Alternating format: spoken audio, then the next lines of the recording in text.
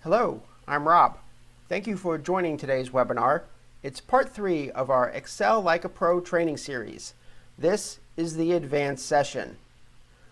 Across the past 2 months, we've covered the basic and intermediate topics in Excel.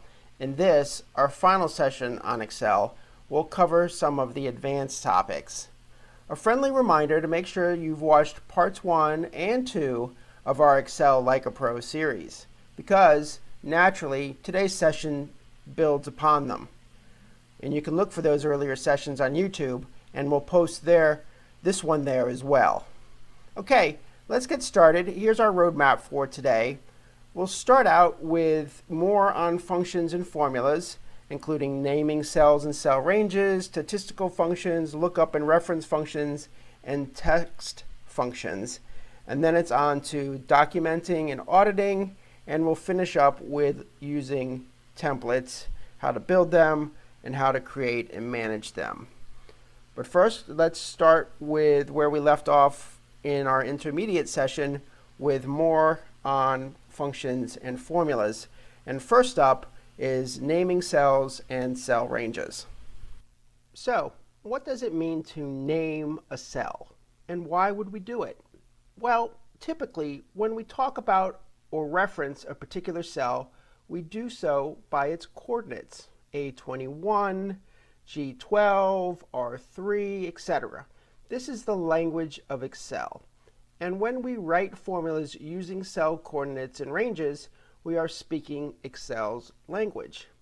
And as we all know, that can be cumbersome because cell G12 has a greater meaning to you and me than the worksheet coordinate G12.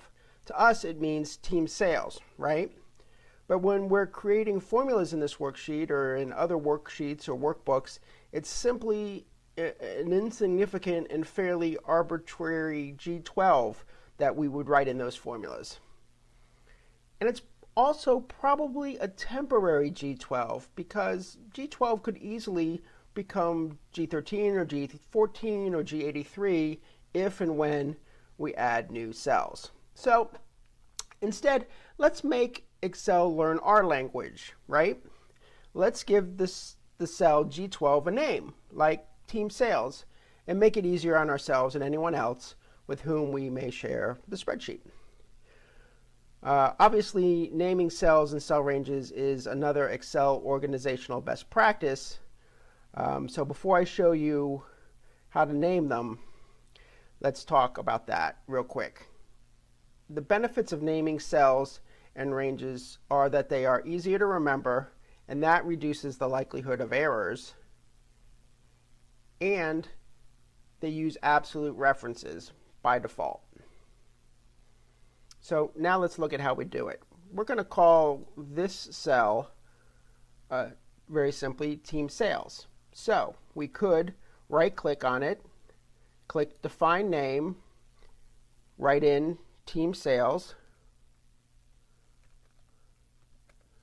add a comment or two if we wanted to, and then click OK.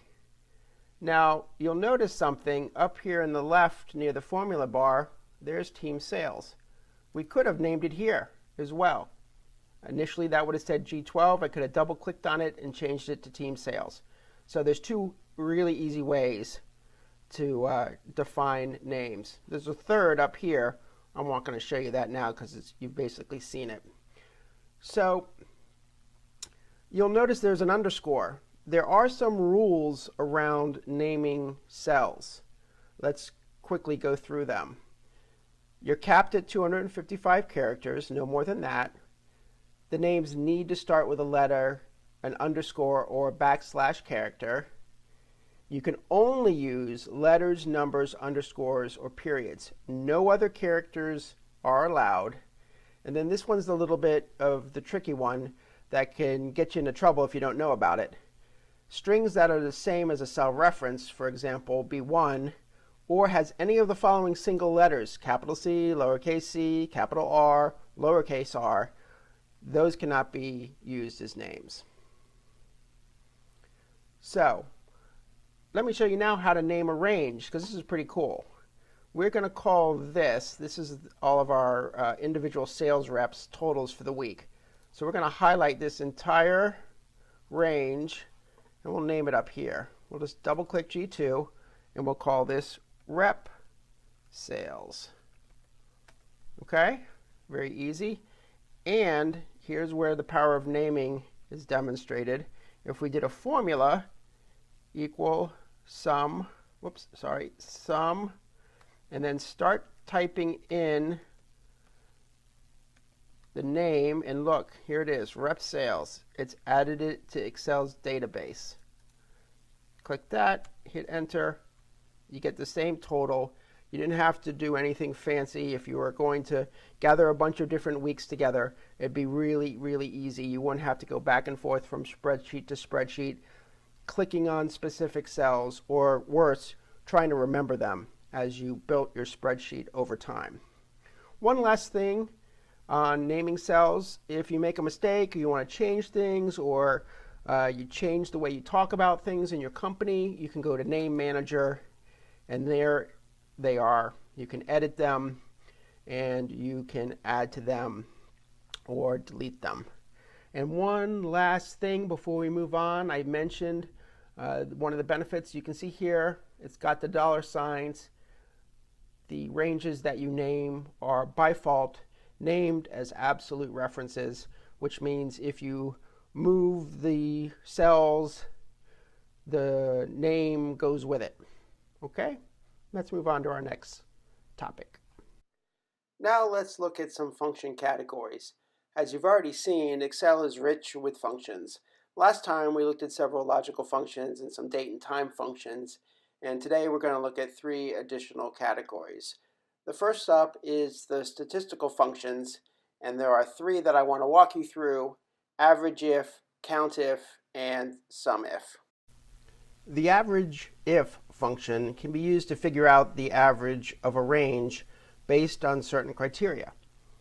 For example, remember the list of National League Cy Young Award winners from our last webinar?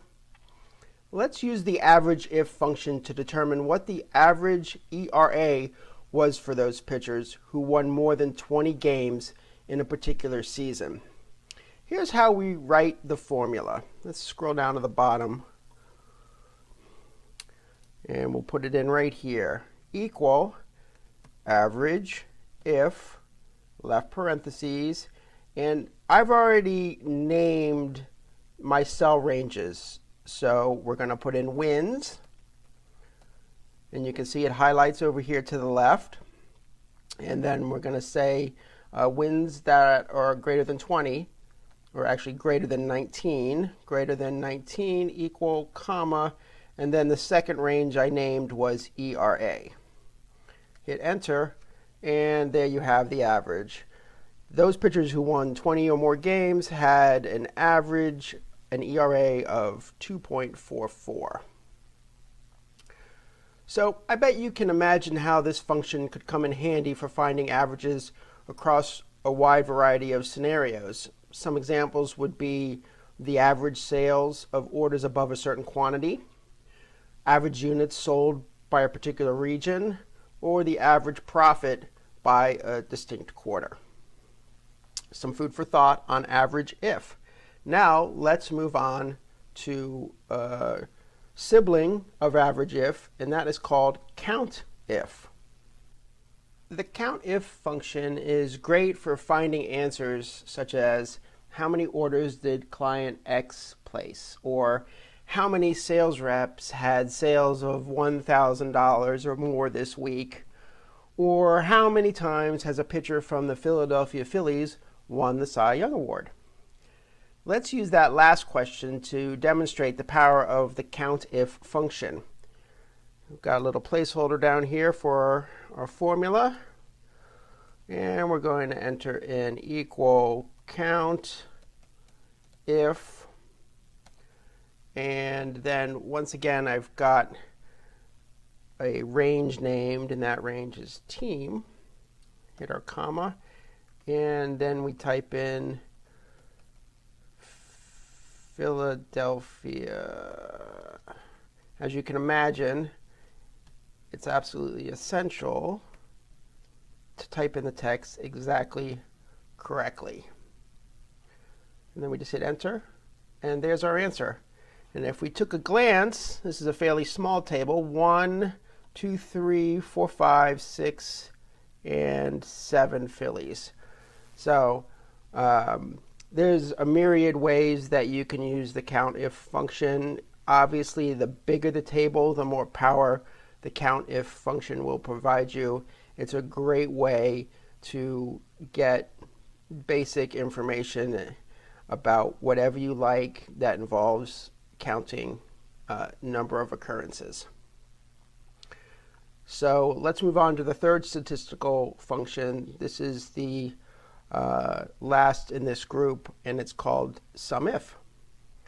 Let's return to our Cy Young Award winners list and use the SUMIF function to show us the total number of strikeouts by the pitchers on this list who are in the Baseball Hall of Fame. We have our placeholder down at the bottom here.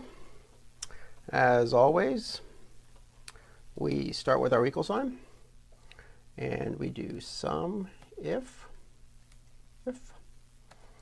and we've got a named range for Hall of Fame, comma, and we have the letter Y for anyone who has been inducted, and we want to see the number of strikeouts, and that range is called strikeouts.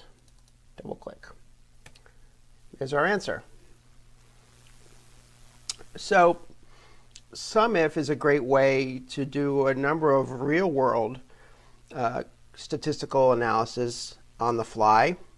For example, total commissions on sales above a certain price, or total bonuses due to reps who met a target goal, or total earnings in a particular quarter year over year. So that wraps up our quick look at statistical functions. Now we're going to move on to a really cool set of functions called lookup and reference functions. So the lookup and reference functions are designed to ease the finding and referencing of data, especially in large tables. We're going to start at the specific function called lookup, and to give you an overview of how it works, we're going to use this small spreadsheet. So to get your bearings, cells A1 and E3 relate to a variable interest rate that is paid on a bank account. For balances under 1,000, the interest rate is 3%. For balances between 1,000 and 10,000, the interest rate is 4%, etc., etc. Okay? Now, cell A6 shows the balance of a specific account, and then the lookup function is used here in B6. And what it does is look up the interest rate and applies it to the $45,000 balance. So note that the exact value, 45,000, isn't found in what is called the lookup vector, or B1 through E1, right? 45,000 isn't in here. And so the function matches the closest value below 45,000, and that's 10,000, and it returns the corresponding value from the result vector. And that's these here. This is the result vector, B3 through E3. And here's our result. So the formula looks like this. You can see the reference A6.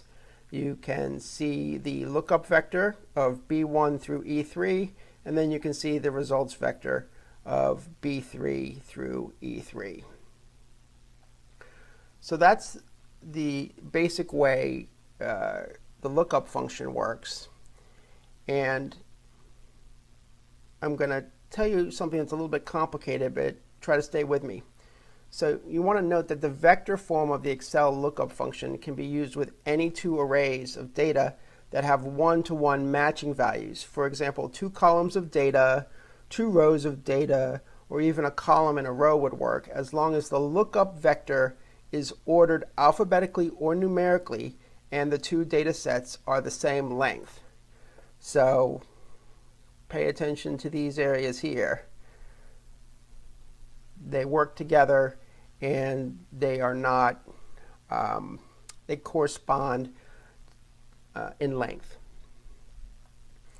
So now let's move on to two more lookup and reference functions, VLOOKUP and HLOOKUP. So when we're talking about these reference functions, VLOOKUP and HLOOKUP, often they're used to pull information into reports. So I'm going to use a report setup to demonstrate how to use these functions. So here we have a worksheet showing sales reps, their sales, some data about pricing and revenue, and the clients that they sold to. Here on the right, I've started setting up a report. Next to the sales rep, I've already done a data validation using a list as the criteria. I covered this in a previous session. And all the reps are available from this drop-down menu. Okay?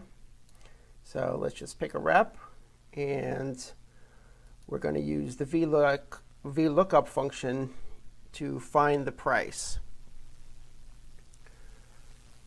So we start in the standard way, equal VLOOKUP. And now we're going to use our lookup value, which is actually whatever is in cell H2, comma. And now our table array, that's the entire table, not including the header row at the top. Okay. And let's go back up, comma. Our column index number, that is actually interesting. It's the number of columns to the right of our lookup value column, which is column A. So we want to get the price, so we're going to count from left to right, 1, 2, 3, 4. It's the fourth column, so we enter 4, comma. And for the range lookup, for our purposes here, we're going to write false. True and false are the choices. We're going to write false and hit enter. All right, so you can see here, rep 16, the price is 83. If we look right here, you can see there's the 83. Now let's do a similar VLOOKUP for client. All you need to do is we will just copy and paste, and we're going to make some changes here because we need to continue to look at H2, and client is the fifth column. So we change that to 5, and client 16 goes with rep 16. So that's pretty simple. If we change the sales rep, everything else changes to match. Pretty cool, right?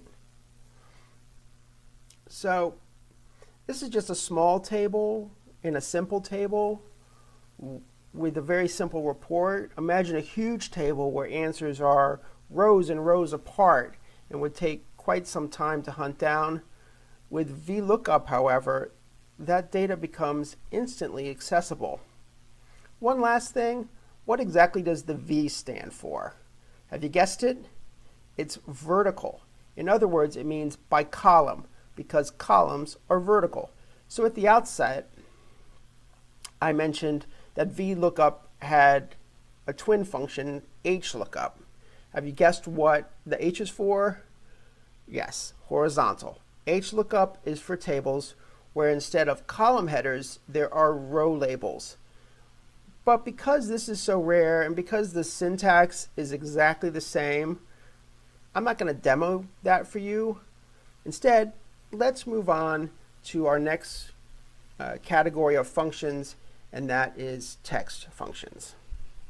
Text functions contain some very powerful tools to adjust and rearrange and even combine cell data. Most often, these functions are used with worksheets that contain information and function as a database. I'm talking about collections such as mailing lists, product catalogs, or even Cy Young Award winners. Let's revisit our list of great pictures for this next demo.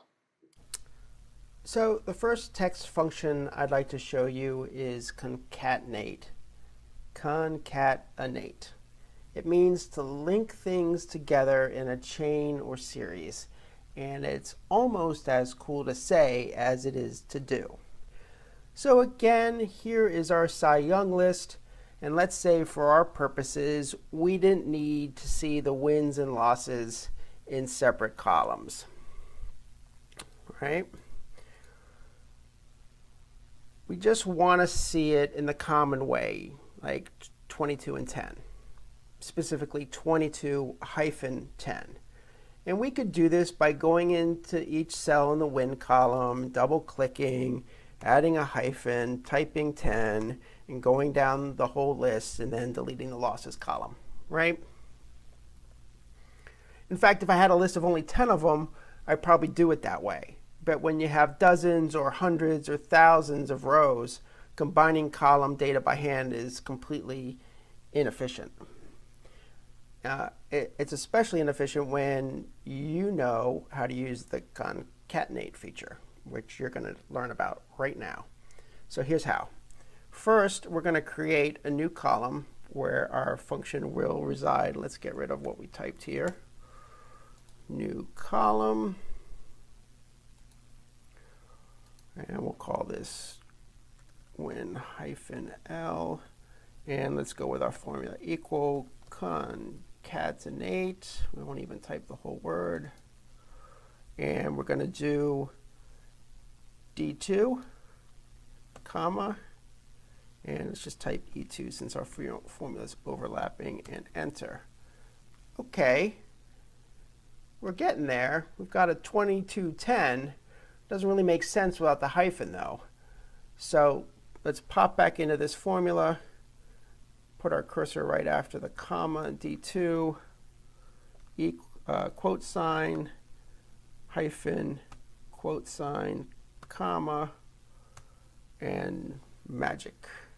And then obviously you could just copy and paste these down and you can see them all fill in. So we did 2 columns, but you can do more. You can combine 3, 4, as many as you need using the concatenate function. It's really great if you want to combine data such as first name, middle initial, and last name. Maybe you're making a mailing list. You don't want separate fields. Or maybe city, state, and zip. You want to combine those. It all depends on really how you want to have the data appear. Okay, but what about this redundant information? You have a few choices.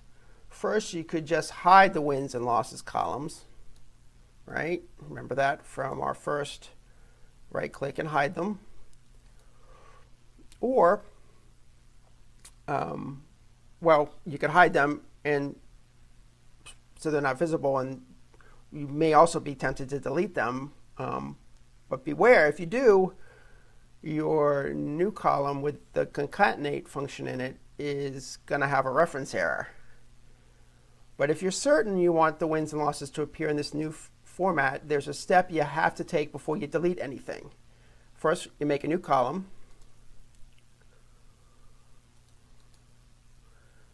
And what we're going to do is copy this. And then we're going to do a paste value. Oop, here's our new location. Paste value. So what we've done is we've moved from a formula to the actual information. So again, be very careful. If you delete your source information without doing this step, you're going to be left with nothing. And we'll need to go back to an earlier version, redo the concatenate formula, and go through this process again. So heads up. So one of the things here that I also want to point out, if you delete it, or you want to do forget about going back to a previous version of the spreadsheet. Here's another reason why you want to be extra careful before you want to delete. You can't use some other function to put it back the way it was in this case because our data is inconsistent. If we look at our wins column, sometimes wins are single digit, sometimes they're double digits. Same with the losses, singles and doubles. In other words, the position of the hyphen is not consistent. We see it sometimes as the second character and sometimes as the third character. So I'm telling you this right now because it leads into our next topic, our next set of text functions. And let's take a look at those now. Now we're going to talk about the left, mid, and right functions. These are used to tell Excel that you only want part of a text string in a particular cell. So here we have a sample product list. On the left we have the product ID, and it seems to be a random set of numbers and letters. But really it's a code that gives us not only the product number, but also the factory where it was manufactured and the date of manufacturing. So let's say we want data in this product ID pulled apart so we can work with it in different ways. So first, let's pull out the date, and here's how you do it. You do equal, right, and then the source cell, which is A2, where our product ID is, and then we're counting back from the far right toward the left, and a date occupies 6 characters. And enter, and so we have the date here. Now it's not going to be in date format, but we can see that this is January 4th, 2018 if you're using the US style of dates. Okay, let's do the left and pull out the item number. Very similar, equal left, still A2, and we have a 5-digit product number, so we type in 5 counting from left to right. All right, so 10323, you can see it matches up just fine. So last is the mid function. It's similar, but it has an extra requirement. Equal mid A2, comma, and we're going to count from the left, and we're going to start with the 6th character. And we want it to then start counting at 6 and count a total of 3, which is the factory code, and enter. And if we were to copy this down, there you go. It works a lot like concatenate, but with kind of a different utility, right? So it's pretty simple, and just like we saw before with the concatenated wins and losses, you can copy and paste value into another column or row, and then you can sort it and format it. You don't want to work with the left, mid, or right function cells. You can't even reformat them. So just remember, this is a tool to get you to another place. And all of this works because, remember, you have to have consistency of the source data. So it all works because every one of these product IDs are the same length. If they were different lengths, you'd have to do something more artful. And we're not going to cover that in this particular session. All right, so that's it for text functions, and let's move on. We've talked all along during this series about organizational best practices, from setting up orderly worksheets for consolidation, to naming cells and cell ranges, to now documenting and auditing. The concept we've been promoting boils down to one idea: make your Excel files easy to understand for both yourself and anyone else who may use it. And that includes auditors. A clean, organized worksheet, more often than not, results in clear, error-free data, formulas, and functions. Our first topic in this section is commenting. The purpose of commenting is to add notes to yourself or especially for others. And they can include reminders, things that you still need to do, or formulas you need to adjust. They can include explanations of how a particular formula works or why a particular column is set up the way it is. And it can include, of course, suggestions, notes to other people for changes you'd like to see made. So let's add a comment. You'll find the New Comment button under the Review menu up at the top. Here's New Comment. First, click the cell you want to use for your comment. Click New Comment. And let's say, remember to double check rates above. Okay? So when you're done, you just click outside the area and the comment disappears, but it's here where the red flag means. So anywhere you see a red flag, you have a comment. Okay? So what if, in this case, your name doesn't appear in the comment? Here's how you change it. Go to File, Options, General, and then down here, and then just change the username to the name that you'd like to show up in the comments. Now don't worry if you've already done a bunch of comments, it will make the adjustment for you. No need to go back and change each one of them individually. Okay? So if you'd like to format the comment, you just click inside anywhere and you can format the text right here, format comment, and you have the different text controls like you've seen other places in Excel. If you want to change the color of the box, the background color here, which is yellow, see how this cursor changes to the four arrows? Right click here, again choose Format Comment, and now you have a whole range of other choices, and you can change the background color under Colors and Lines, something like that. Hit OK, and now you have a blue. I know a lot of managers who use different colors for different members of their team. So there's certainly options. It's difficult to change the default color of comments. It's actually something outside the scope of our conversation today.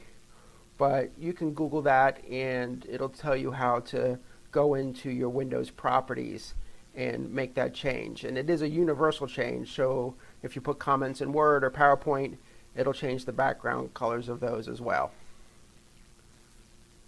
So next, you don't have to roll over each one of these comments to see them all. You can just put your mouse over it to see them, or you can click on it to see them. You just go up here to Show All Comments, and there are all the comments that are visible on this particular screen. Last, to delete a comment, click on the cell that hosts it, and then go up here and hit delete. Or you can do the 4 arrow again, click on it, and then press delete on your keyboard. One last thing, you saw maybe the handles. So if you've got a lot of comments or you want to minimize the space they occupy, you can do that and just drag, or you can obviously make it big and bulky if that's what you would like. So that's the basics of adding, formatting, and showing comments. Use them as you see fit. Next, let's talk about auditing. And what we really mean is formula auditing. This is an advanced way to check your work. We're all familiar with the yellow diamond symbol we get when a formula has an error. That's the live, in-the-moment way to make sure all is well with a formula. The other way is to click on the Formulas menu and look at the section called Formula Auditing, right up here. Here we have a number of helpful tools. The first is Trace Precedence. This will show where the formula looks for information. Make sure first that you have the formula selected. Let's choose this one. And then click Trace Precedence. And so we'll move our screen over here to the left, and you can see that it's pulling information from D2 and E2 and bringing it in to F2. Let me show you another spreadsheet that is even more dramatic in how it shows the trace auditing. Let's turn it on this spreadsheet. Check this out. Pretty cool. It's pulling from up here, down, and from here, in. That's a really slick way to trace how a formula is working. Very cool. Now to hide the arrows, you just hit remove errors. I'm sorry, arrows. Let's go back to our other spreadsheet. Next, we have show formulas. Let's get rid of these arrows. Show formulas. So what that does is it expands all of your columns, and it shows in a much easier way, in a much bigger way, all of your formulas. And what's really nice about this is you can pop in, you can check your formulas on the fly very easily, and then if you click show formulas again, it brings your column widths back to the way they were. So it's not something that you suddenly have to go back and by hand shrink down those column widths again. So next we have error checking, and this is the manual way of the same feature that we saw earlier that pops up automatically. This feature lets you check all of the formulas at once. So we click it, it checks through it. I have an error in here because I set one up so you could see it visually, and we could go in and correct this issue and make it right. So last, let's get rid of this, we have evaluate formula. And this tool allows you to check through a formula step by step, and it shows the results of each individual part. It's another great way to debug a formula that isn't quite up to par. Let's see it in action. So here we have the formula that we want to evaluate. We click the evaluate formula button, and we get this dialog box. And you can see it's starting with D2. It's got an underline there. So we click evaluate, and look, it's changed it to the actual value of D2, which is 22. We evaluate again, and now it's shown us that E2 pulls in this one more time, and now we see the result of the formula. So you can trace your way through this step by step and figure out the issues that you may be having in a formula. So that's a look at the set of formula auditing tools in Excel. The last thing I want to talk about in this section is protection. With protection, you're able to lock and prevent changes ranging from individual cells to groups of cells to worksheets to entire workbooks. You can also protect comments from being moved or the text edited. Let's start with the most common protection, the entire workbook. Obviously, this is used when a workbook contains confidential or sensitive information. For example, pre-release quarterly results, employee salary tables, staff member evaluations, to name a few. So here's how you password protect a workbook.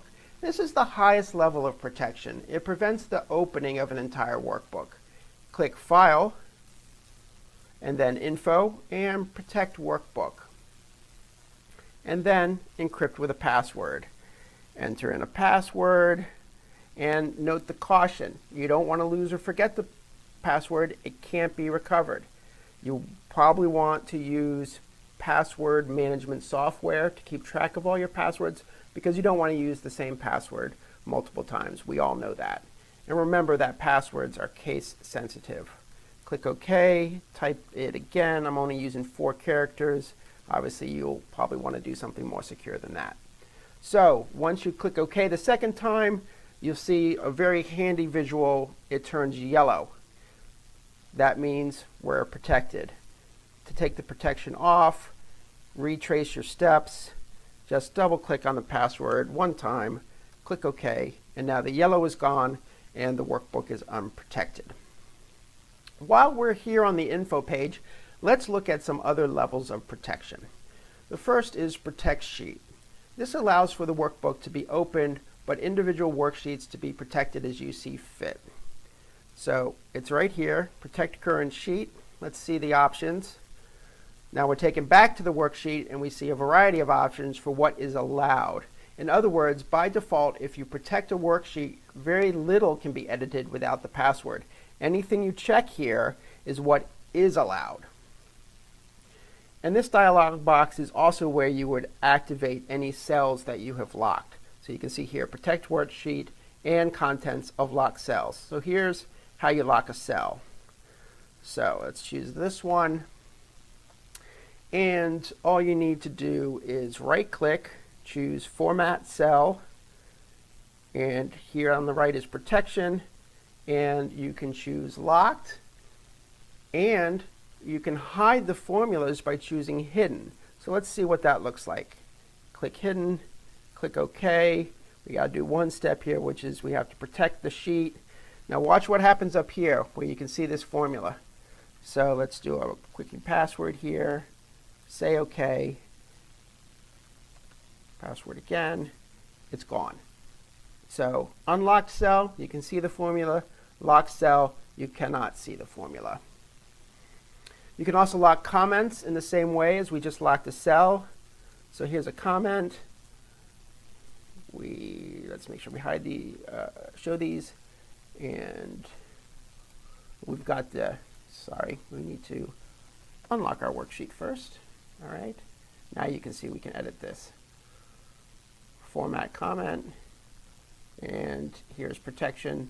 You can lock it, and you can lock the text. And again, you have to then go and protect the sheet to institute that feature.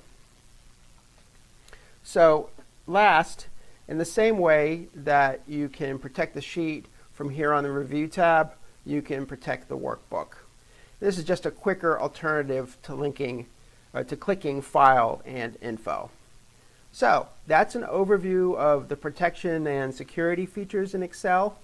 Let's move on to our final topic. So as we look back on our journey through Excel to this point, our focus has been on creating worksheets and workbooks from scratch.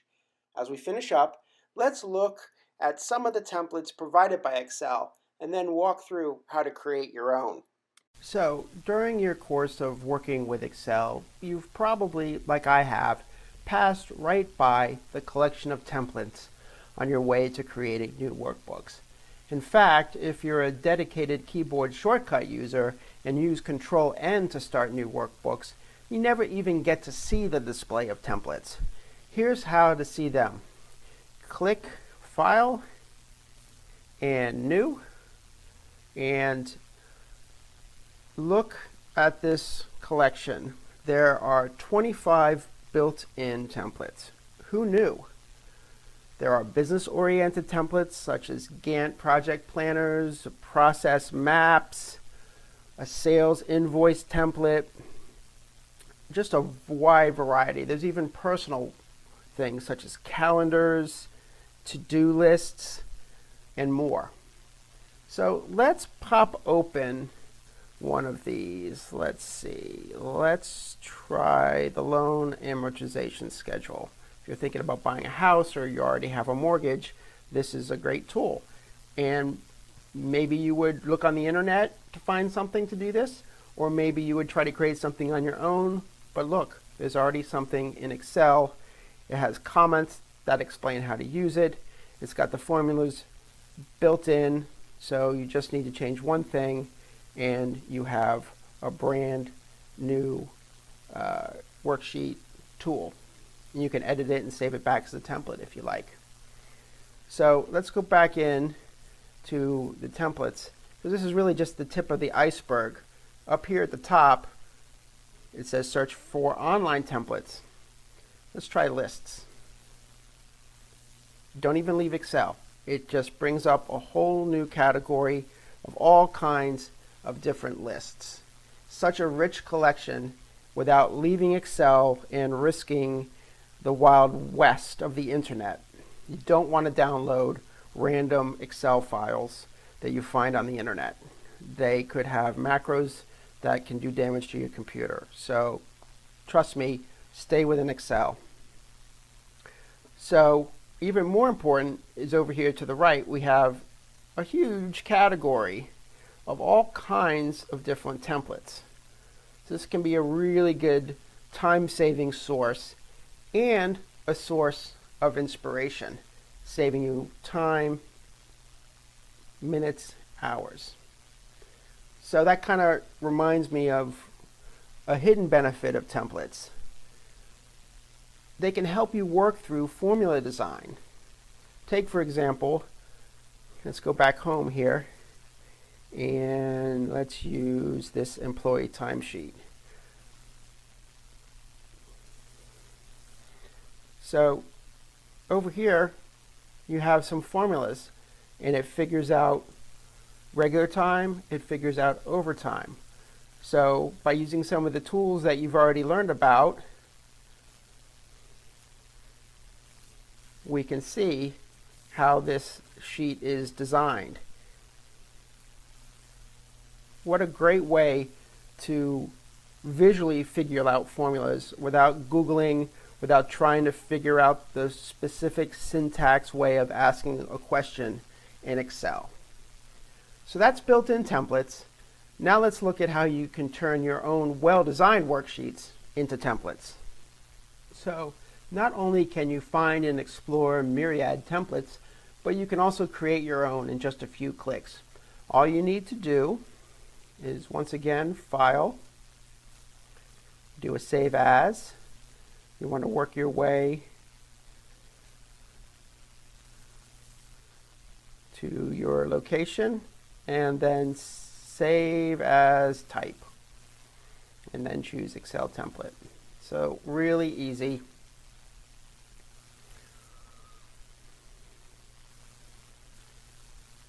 But before you do one of these on one of your worksheets, some tips.